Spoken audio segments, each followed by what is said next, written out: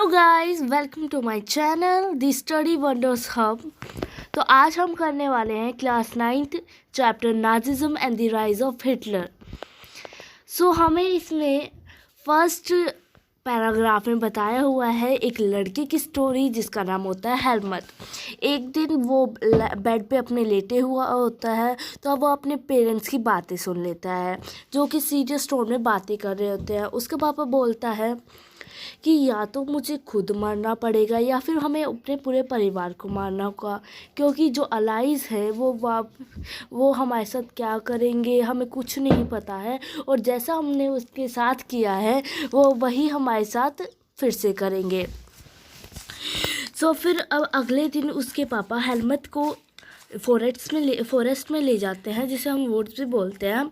तो वो वहाँ पे अपना लास्ट हैप्पी टाइम स्पेंड करते हैं, अपने चिल्ड्रंस के सॉन्ग गाते हैं। और फिर अगले ही दिन हेलमेट के पापा अपने आप को ऑफिस में शूट कर लेते हैं। और फिर हेलमेट देखते हैं अपने फादर की ब्लडी यूनिफॉर्म जो कि उनके फैमिली फायर प्लेस पे जलाई जा रही होती है। तो वो इतना ट्रॉमेटाइज हो गया ये सुन के कि उसने 9 इयर्स तक अपने घर पे खाना नहीं खाया, क्योंकि उसे लगता था कि उसकी मदर कहीं उसके खाने को पॉइजन न कर दे, उसमें पॉइजन न डाल दे। तो फिर अब हेलमेट को रियलाइज़ नहीं था कि वो ये सब क्या कर रहा है। उसके पापा एक नाजी के सपोर्टर थे, एडोल्फ हिटलर के। हमें तो पता ही है कि जो हिटलर था उसका एम्बिशन था कि वो पूरे के पूरे यूरोप को कॉन्कर करे, और उसने जूस को भी मार डाला था। तो हमें नेक्स्ट पैराग्राफ में बताया है कि जो जर्मनी ने ना अलाइसिस सरेंडर कर दिया था, और जो उसका जो हिटलर का प्रोपेगेंडा मिनिस्टर था जिसका नाम गोबल्स था, वो उसने अपने पूरी की पूरी फैमिली के साथ सुसाइड कर लिया है बर्लिन बंकर में अप्रैल में। अब एंड ऑफ द वॉर, जब वॉर ख़त्म हो गई थी, उसके बाद इंटरनेशनल मिलिट्री ट्रिब्यूनल ने नर्मबर्ग उसने प्रोसिक्यूट करने के लिए नाजीज को ये नरमबर्ग पे एक जो इन्होंने क्राइम्स अगेंस्ट ह्यूमैनिटी किए थे उसके खिलाफ उन्होंने प्रोसिक्यूट करने के लिए ये असेंबली रखी थी। तो जब सेकेंड वर्ल्ड वॉर चल रही थी तो फिर जर्मनी ने एक जीनोसाइडल वॉर को फेस करना पड़ा था, जिसके अंदर जो लोगों को उन्होंने मारा था, यूरोप के लोगों को, इनोसेंट लोगों को उन्होंने मारा था, जिसके अंदर 6 मिलियन जूस थे, 2 लाख जिप्सीज थे, 1 मिलियन पॉलिश सिविलियन, 70,000 जर्मन्स जो कि मेंटली और फिजिकली डिसेबल्ड थे।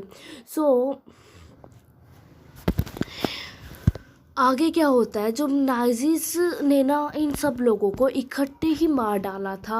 एक गैस चैम्बर्स होते थे जिसके अंदर वो पॉइजन गैसेस छोड़ते थे, पॉइजनस गैसेस, और फिर सारे लोग मर जाते थे। और फिर जो इस नर्मबर्ग ट्रिब्यूनल ने सिर्फ 11 नाजीज को ही डेथ सेंटेंस किया था, और बाकियों को हमेशा के लिए जेल में डाल दिया था। और फिर उसके बाद अलाइज चाहती थी कि वो इतनी हार्श ना हो जर्मनी पे, क्योंकि जैसे कि वो पहले फर्स्ट वर्ल्ड वॉर में हुए थे। तो अब आगे आते हैं, यहाँ पे आता है बर्थ ऑफ वीमर रिपब्लिक। एक जर्मनी एक पावरफुल एम्पायर था 20th सेंचुरी में। उन्होंने फर्स्ट वर्ल्ड वॉर लड़ी 1914 टू 1918 तक। किसके खिलाफ लड़ी थी? अगेंस्ट दी अलाइज लड़ी थी, जिसके अंदर इंग्लैंड, फ्रांस एंड रशिया आते थे।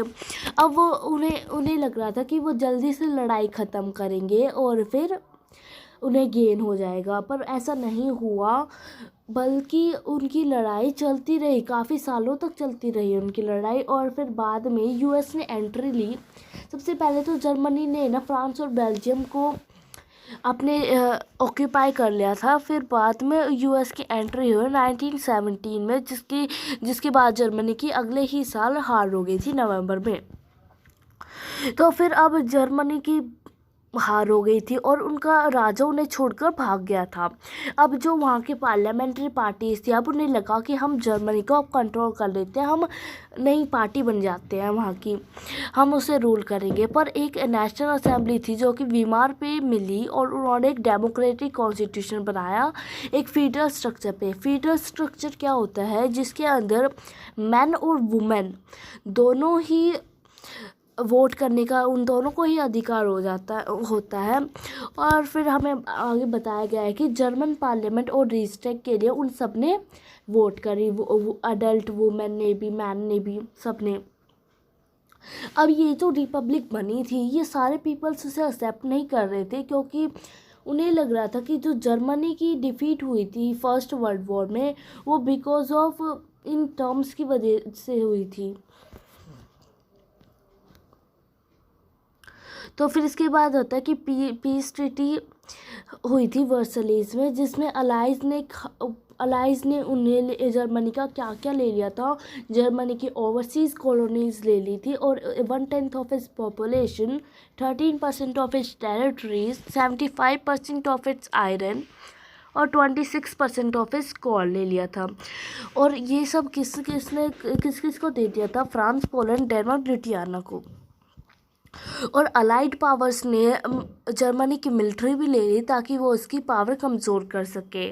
और फिर जो जितनी भी कंट्रीज़ थे उन सब ने ना जर्मनी को ही रिस्पॉन्सिबल कर दिया जो ये वॉर हुई थी उसके ख़िलाफ़, और उससे 6 बिलियन यूरोज़ कंपेंशन के तरह मांगे उनसे, रुपीज़ 6 मिलियन यूरोज़ पैसे का कंपेंशन भरना पड़ा था उन्हें। सो अलाइड आर्मीज थी और उन्होंने उनका रिच राइनलैंड था जिसके अंदर बहुत सारे रिसोर्सेज थे, उन्होंने उनका 1920s में ले लिया था। और फिर जर्मन्स ने ना वीमार रिपब्लिक को ही रिस्पॉन्सिबल माना इस सब डिफीट के लिए, और फिर जो वर्सलीज में उन्हें ये सब खोना पड़ा उसकी वजह से। तो आगे हम नेक्स्ट वीडियो में करेंगे। अगर आपको ये वीडियो पसंद आई हो तो please like and subscribe to my channel, और हम आगे ही वीडियोस डालते रहेंगे।